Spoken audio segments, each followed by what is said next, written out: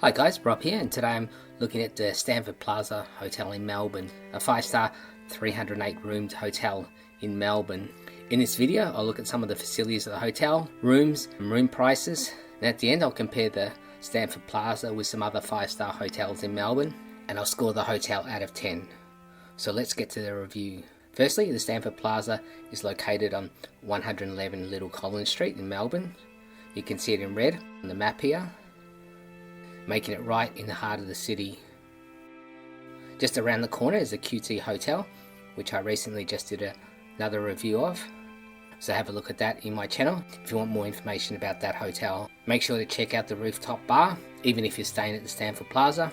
It's one of the city's hippest rooftop bars. Also within walking distance from the Stamford are cafes, bars, theatres, restaurants and shops, so it's in a pretty handy location.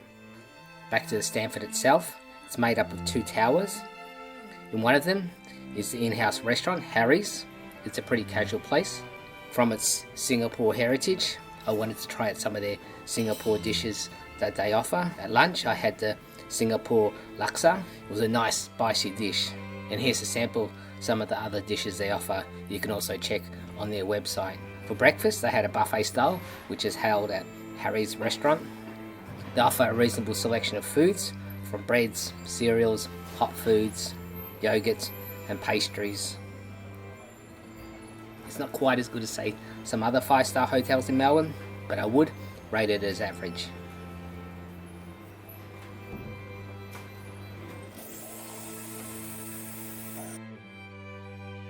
Sticking to the hotel's food, they do offer in-room dining. There's a fairly good selection from the menu, from things such as burgers, club sandwiches, fish and chips, desserts. There's the Taste of Singapore dishes with some of the popular Singaporean cuisine. The food I tried was not bad, and it arrived on time. For breakfast I'm going to try out one of this menu that they have, which looks interesting, the breakfast Bento box. You can choose your time when you want your breakfast. I thought the breakfast was quite nice, something different, and you could have it in your privacy of your own room. Harry's Bar on the ground level offers cocktails, local and international wines, beers on tap. For me, I just had a cold one in the early afternoon, and the place was pretty quiet. Obviously it gets busy at night. The Stamford has some really cool glass elevators. Other facilities at the hotel include a swimming pool and spa. It's not a very big pool. Along the side of the pool they have a sauna and a well-equipped gym. So to the rooms. As you walk to the rooms, the first thing you'll notice is the old style setup. If you look over the railing from the high floors, it can give you vertigo. First, have a look at the Stamford Plaza's own website. You'll find tons of information on the hotel and the rooms, as well as being able to actually book a room. Their site has details of the room setup and features of each room. In this video I'll show you the Superior Queen and the 1-bedroom suite. The hotel does offer a number of different package rates, from advanced purchase to flexible to bed and breakfast to drive and stay packages. Just have a look at their website for more details and conditions. At the time of making this video, they're having this Black Friday sale in which they're offering discounts of up to 25%. It did require a minimum of 2 nights stay though.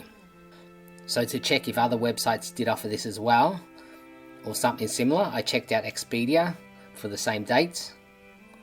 If you're staying for 1 night, they're offering a 15% discount. But if you change the dates to a 2-night minimum stay, it also reflected this 25% discount. On their website they just showed the total price of the 2 nights, which matched the Stamford Plaza rate if you did the 2-night stay. As always, I check comparison booking sites such as TripAdvisor, Trivago and Hotels Combined, even just to use this to double check you're getting the best rate. So the first room I stayed was the Superior Queen. The room was clean and tidy, but what was noticeable, it didn't really feel like a 5-star room. It's supposedly their new queen room, and it just felt ordinary. The room came with all the regular amenities, coffee and tea making facilities, snacks, a stock minibar. The size of the room was okay. There's a couple of windows, but the views here were nothing spectacular.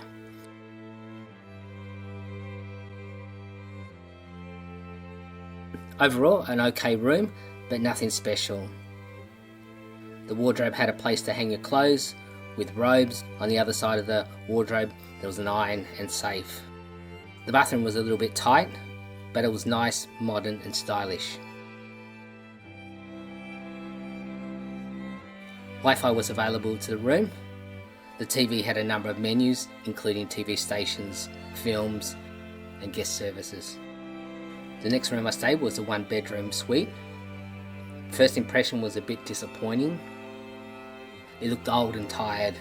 The decor, the couch looked like something out of the 80s. Having said that, it was comfortable and there was a little sign of wear and tear in the room.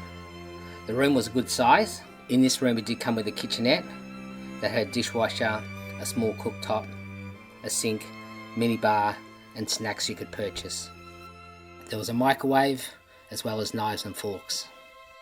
It was a nice feature of the room, particularly if you just wanted to eat in. On the far side was the bedroom with another TV on the wall. The bed was okay, it was a little bit firm though. There was a window, again the view wasn't anything spectacular. Still nice to look at the lights of the city at night time. The bathroom again was tired looking. It was a little bit small and felt squashed. In the wardrobe there was an ironing board and robes.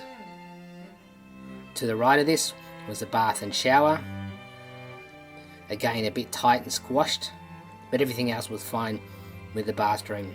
Overall I was a bit underwhelmed by this room. It's really screaming of a good renovation. Staying at a number of 5-star hotels in Melbourne, the Stamford Plaza's rooms were just disappointing in comparison. They come across as very ordinary. If you're looking for a better 5-star hotel in Melbourne, try looking at the Langham, Sofitel, Grand Hyatt, Pan Pacific, or even the QT. You can see my other videos in my channel if you want more details on these hotels. Back to Stamford, I liked the staff, particularly at the restaurant. They were just so friendly. The food was nice, but nothing spectacular. But for me it was the rooms that were just disappointing.